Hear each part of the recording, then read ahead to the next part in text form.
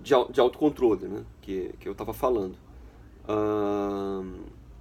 Então, qualquer distribuição de poder nesse modelo de Estado moderno ele tem que vir acompanhado de uma perspectiva de controle, de algum modo. Então, é isso que eu diria em relação ao que o Luciano comentou.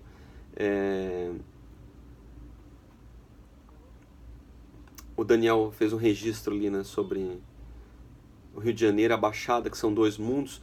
De fato, na verdade, o que eu quis dizer ali em relação ao Rio de Janeiro é que o Estado Fluminense, o antigo Estado Fluminense, e a, a, a capital são coisas completamente diferentes.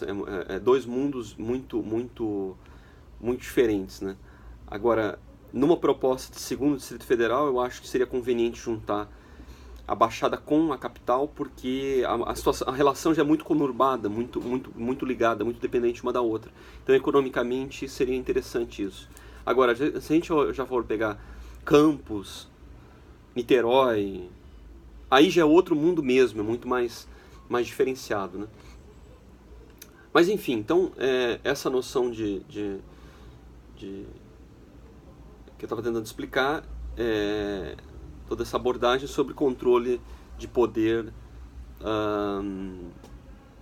vertical, né, dentro de um sistema federativo. A gente falou um pouco do município, que é uma outra,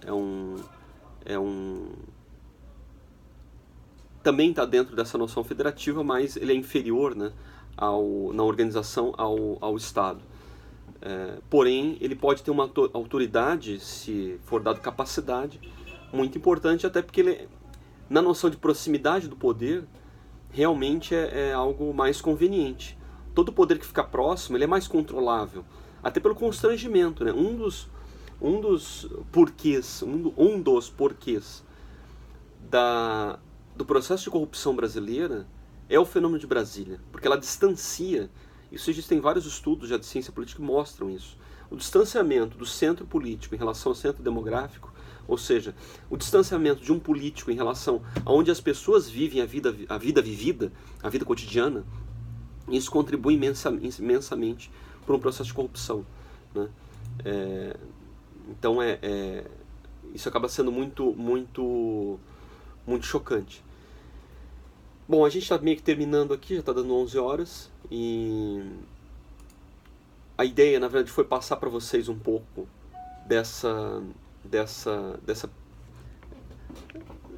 de um tópico, né, em relação a controle de poder. Por que eu falei isso? Porque a gente comentou que o Estado moderno é algo inexoravelmente de ampliação do poder. Então você precisa de algum mecanismo que gere alguma retração em relação a isso. Ou mecanismos, né, diferenciados. Então a gente tem, por exemplo, a gente comentou melhor aqui sobre um mecanismo de controle político vertical, que é a invenção do sistema federativo. Claro que não é o único, tanto que eu falei que talvez hoje, no caso brasileiro, talvez seria mais honesto pela realidade que nós tivéssemos um país unitário com alta descentralização. Ou, que eu acho que é mais apropriado, através de um comentário aqui muito interessante, que o sistema federativo brasileiro ele é errado, ele é ruim, porque ele é extremamente simétrico. Ele não compreende as particularidades. Ele não compreende que a natureza do estado de Goiás não tem nada a ver com a natureza do Maranhão, por exemplo, que é um estado que tem uma história própria, era praticamente um estado diferenciado na colônia, né, o Maranhão, porém, hoje é altamente dependente. E é um outro mundo, na verdade, socialmente em relação aos demais. Então é preciso compreender essas naturezas. E isso se faz com aquilo que a gente falou, um federalismo assimétrico.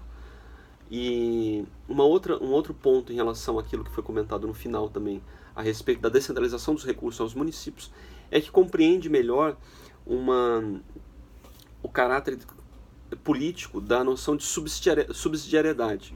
O termo é utilizado às vezes no direito penal, mas na ciência política ele compreende o seguinte: a distribuição do poder e o poder local, aquilo que está mais próximo das pessoas,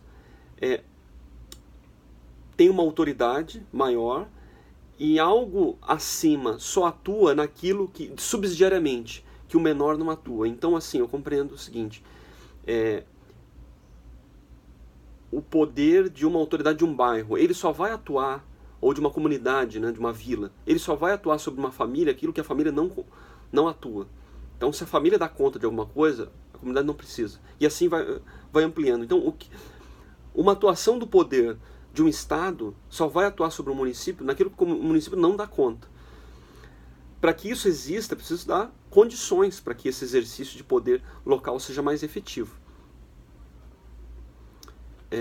Nesse sentido, a distribuição de recursos para os municípios é muito saudável no sentido de dar mais capacidade de autoridade para essas partes menores, porque o controle pode ser melhor, mais efetivo. E eu fiz uma observação que, na prática hoje brasileira, para que isso seja realmente feito de modo coerente, a gente tem que torcer, a gente tem que lutar para que haja uma pulverização do sistema Lava Jato, desse mecanismo muito saudável de investigação, em todas as partes, né? Em que cada estado tem uma Lava Jato, que não seja apenas algo do âmbito federal, porque pegou digamos, um grande tubarão aí, né? Mas existem pequenos tubarões, e às vezes nem tão pequenos assim, a gente viu no governo do estado do Rio de Janeiro, mas se a gente for para os outros lugares, não nos enganemos, na verdade.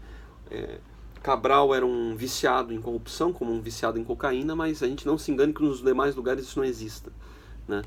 Então a gente precisa observar esse caráter. Eu acho que era mais ou menos isso, e eu vou tentar postar esses vídeos no YouTube para os colegas que não tiveram presentes. E eu acho que é isso. Se alguém tiver algum comentário, alguma dúvida, senão a gente já encerra por aqui. E a gente vai tentar fazer outros para ajudar vocês e a gente ficar trocando ideias. Eu vou ver se eu leio alguma coisa aqui que veio depois.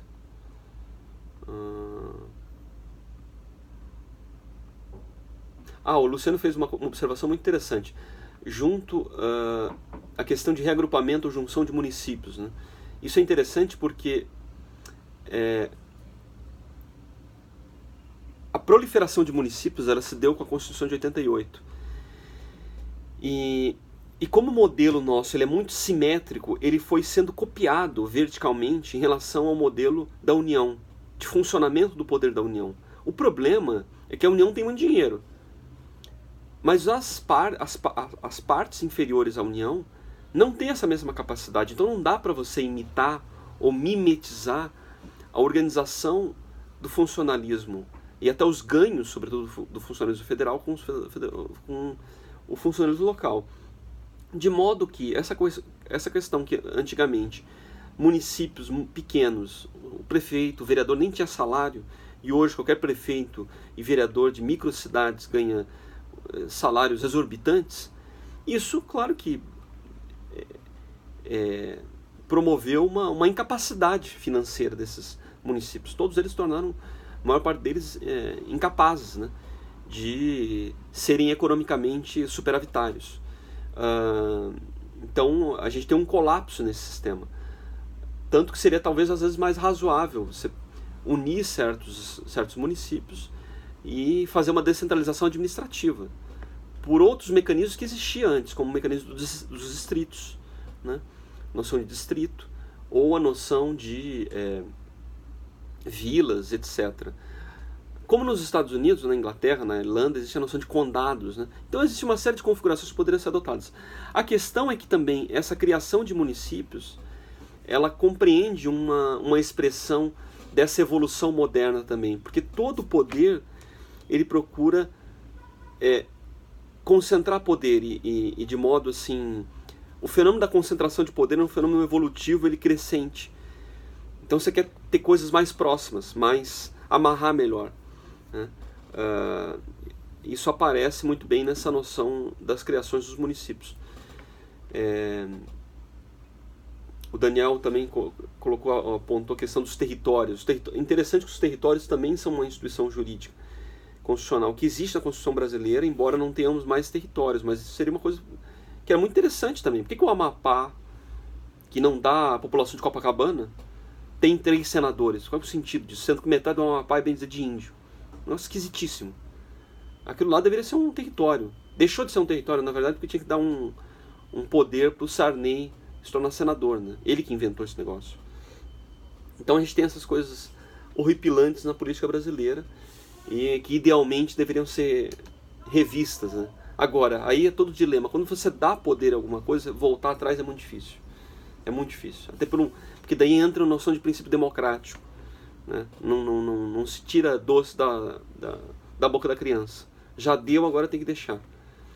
Agora, é possível criar mecanismos de controle financeiro. Olha, tem que dar um jeito disso não ser mais deficitário. É isso que a gente que praticamente é possível observar, né? Mas eu acho que é isso. Para não estourar muito tempo, eu vou interromper por aqui. Qualquer coisa, vocês mandem perguntas, comentários, e a gente vai continuar conversando. Eu acho que o tema foi mais ou menos explicar essa evolução do poder político moderno e noções de controle, né? E a gente enfatizou sobretudo a questão do sistema federativo. Então é isso, eu vou desligar e a gente continua lá na plataforma, nos fóruns, e vocês têm todos os contatos ali para entrar e fazer dúvidas e sugestões e críticas. Então acho que é isso. Um abraço a todos, tudo de bom.